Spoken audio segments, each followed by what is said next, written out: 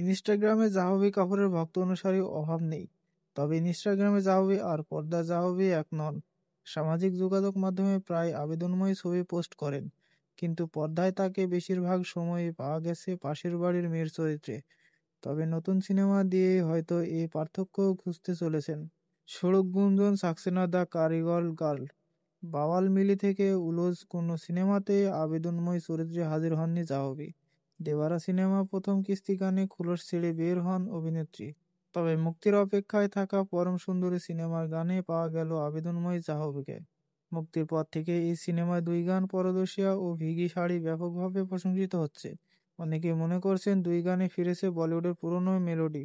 ভিগি শাড়ি গানটিতে বৃষ্টিতে ভিজছেন জাহ্নবী, আর সিদ্ধার্থ মালহোত্রা গানে জাহ্নবী আবেদনময়ী পরিস্থিতির প্রশংসা করছেন অনেক দর্শক।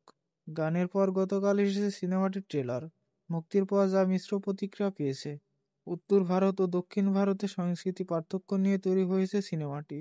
তুষার জালোটা পরিচালিত সিনেমাটি মুক্তি পাবে আগামী 29শে আগস্ট।